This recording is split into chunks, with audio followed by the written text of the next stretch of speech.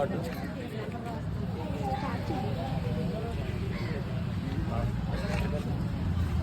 ఈరోజు 63వ వార్డులో గల చింతలో గ్రామంలో జనసేన జనవాణి పవన్ కళ్యాణ్ గారు ఏదైతే సామాన్య ప్రజల కోసం ఏర్పాటు చేసినటువంటి వారి యొక్క సమస్యలు తీర్చడంలో భాగంగా ఏదైతే ఏర్పాటు చేశారో అది ఈరోజు మా వార్డులో ప్రారంభించడం చాలా సంతోషకరంగా ఉంది.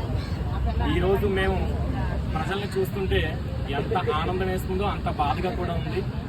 ఆనందం దేనికంటే సమస్యలు తీర్చడానికి జనసేన పార్టీ వద్దకు వెళితే ఆ సమస్య తీరుతుందని వాళ్ళు పెట్టుకున్న నమ్మకానికి మాకు ఆనందంగా ఉంటే, గత ప్రభుత్వం 5 సంవత్సరాల నుంచి వీళ్ళని ఎంతమంది ఎన్ని బాధలు పడుతున్నారన్నది మేము చూస్తుంటే బాధగా కూడా చాలా విచారం వ్యక్తం చేస్తాం. ఈ విషయంలో కూడాను ఈ యొక్క జనసేన జనవాణి అన్న కార్యక్రమాన్ని మాకు వచ్చినటువంటి సమస్యలు తక్షణమే మా జనసేన పార్టీ సమన్వయకర్తగా ఉన్నటువంటి అంగ దుర్గా ప్రశాంతి గారు ఆదేశాల మేరకు మేము ఈ యొక్క సమస్యలను అధికారులతో చర్చించి తక్షణం వరకు తగినటువంటి రీతిలో న్యాయం చేస్తామని, పవన్ కళ్యాణ్ గారి అడుగుజాడల్లో మేమందరం కూడా నడిచి ప్రజలందరికీ కూడా వెన్నుదండుగా ఉంటామని, 63వ వార్డులో జనసేన పార్టీని తిరుగులేని శక్తిగా మార్చి మలచడంలో యువత ఎంతో మంది ఆదర్శంగా నిలుస్తున్నటువంటి ఈ తరుణంలో ఇప్పుడు ఈ సమస్యల కార్యక్రమం ద్వారా ఎంతో మంది పెద్దలు, వికలాంగులు అందరూ కూడా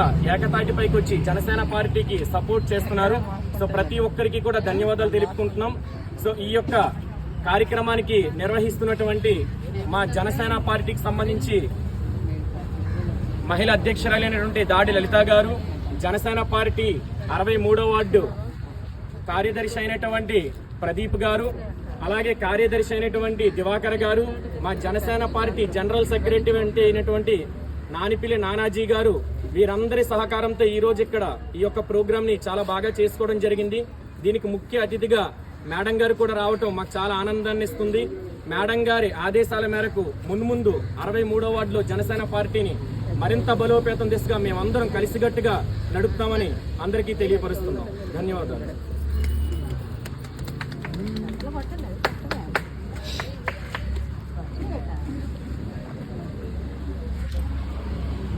ఆంధ్ర రాష్ట్రం మొత్తం కూడా ఈరోజు జనసేన పార్టీకి 100% స్ట్రైక్ రేట్ ఇచ్చి నిలబెట్టిన ప్రతి ఒక్క ఎమ్మెల్యేని కూడా గెలిపించి ఈరోజు మాకు పదవిని కన్నా బాధ్యతలు ఇచ్చారు. ఈరోజు ఆ బాధ్యతను మేము నిరూపించుకోవాలని చెప్పి వాడవాడల సమస్యలు ఏవైతే ఉన్నాయో తెలుసుకోమని చెప్పి మా జనసేన నాయకులకు అందరికీ తెలియజేయడంలో మొదటిగా మా 63వ వార్డు అధ్యక్షులైనటువంటి శివగారు జనవాణి అనే కార్యక్రమం. ఇది మా అధ్యక్షులు శ్రీ పవన్ కళ్యాణ్ గారు కొన్ని సంవత్సరాల క్రితం ప్రజలకు ఏ సమస్యలు ఉన్నాయో తెలుసుకోండి అని చెప్పి జనవాణి కార్యక్రమం మొదలుపెట్టారు. ఈరోజు దాన్ని స్ఫూర్తిగా తీసుకొని మన ప్రభుత్వం, మన ఎన్డీఏ కూటమి ద్వారా మనం అందరం గెలిపించుకున్నది ఎవరైతే ఎమ్మెల్యేలు అవ్వనివ్వండి, ఎంపీలు అవ్వనివ్వండి, మన ప్రభుత్వం వచ్చిన తర్వాత మేము ప్రజల కోసం భరోసాగా ఉంటాం, మాకు ఇచ్చిన బాధ్యతను మేము నెరవేరుస్తామని చెప్పి ఈరోజు 63వ వార్డులోని ఈ కార్యక్రమం పెట్టిన జనసేన నాయకులు శివగారికి కానీ, లలిత గారికి కానీ, నాని గారికి కానీ, ప్రదీప్ కానీ, దివాకర్కి కానీ, దీని వెనక నించొని సపోర్ట్ ఇచ్చిన ప్రతి ఒక్కరికి కూడా ముందుగా ప్రత్యేకమైన ధన్యవాదాలు తెలియజేస్తూ, ఇక్కడికి వచ్చిన ప్రతి ఒక్కరికి మేము ఒకటే మాట ఇస్తున్నామమ్మా, మీ సమస్య పూర్తిగా తీర్చడానికి మేము ముందుకు అడుగేస్తాం. ఇది ప్రభుత్వంతో మనం గెలిపించుకున్న నాయకులతో వీళ్ళందరితో ముడిపడి ఉంటుంది కాబట్టి మేము ఖచ్చితంగా 100కి 100% మీ సమస్యను తీర్చే విధంగా అడుగులేస్తామని చెప్పి మరొకసారి తెలియజేస్తున్నాము. ఒకవేళ ప్రభుత్వంలో ఏవైనా లోటుపోట్ల ద్వారా అవ్వకపోయినా సరే దాన్ని ఏ విధంగా మార్చి మనం ఇంకొంచెం ముందుకు వెళ్ళి దీన్ని ఎలా చేయాలన్నది ఆలోచన చేసి మేము ఖచ్చితంగా దీనికైతే ఒక ఆన్సర్ అయితే తీసుకొని వస్తాం. టైం పట్టచ్చు కానీ ఖచ్చితంగా సమస్యని తీర్చడానికి మేమైతే చూస్తామని చెప్పి తెలియజేస్తున్నాం.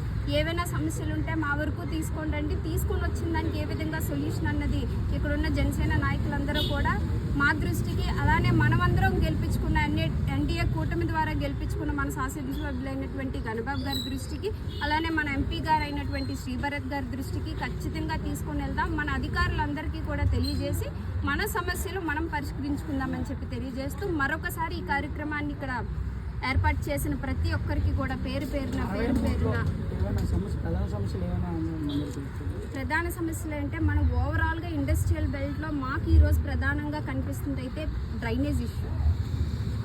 తాగునీరు ఏదైతే మంచినీరు వస్తుంది కానీ దానికి మీరు చూసుకుంటే 5 సంవత్సరాల క్రితం ప్రతి ఒక్కరూ ట్యాప్ కింద వాటర్ వస్తే చెయ్యి పట్టి తాగే విధంగా ఉండేవాళ్ళం.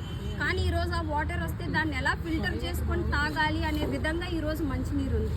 సో మొన్న కూడా మన సీఎం గారు విశాఖపట్నం ఎయిర్పోర్ట్కి వచ్చినప్పుడు మెడ్ సిటీలో ఏదైతే కార్యక్రమం పెట్టారో ఆ రోజు కూడా ఇంటింటికి కొలాయి మంచినీటి సౌకర్యం మనం ఆ రోజుల్లో వచ్చి పైప్ లైన్స్ వేసుకున్నాం, అది చేయలేకపోయాం.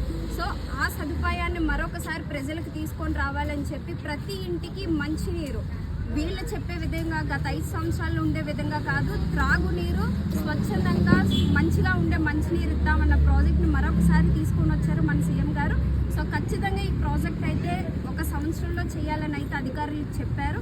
ఇంకొంచెం ముందే అవుతుందని చెప్పి మేమందరం అనుకుంటున్నాం. సో ప్రజలకి ఇది ఒక మంచి ఏమంటారు ఈ త్రాగునీరు, సాగునీరు, మంచినీరు ఇది ఏదైతే దీని మీద ఈరోజు మన ఆంధ్ర ప్రభుత్వం మన సీఎం గారు దృష్టి పెట్టారు కాబట్టి ఖచ్చితంగా ఇది ప్రజలకు ఉపయోగపడుతుందని చెప్పేసి మేము అనుకుంటున్నాం.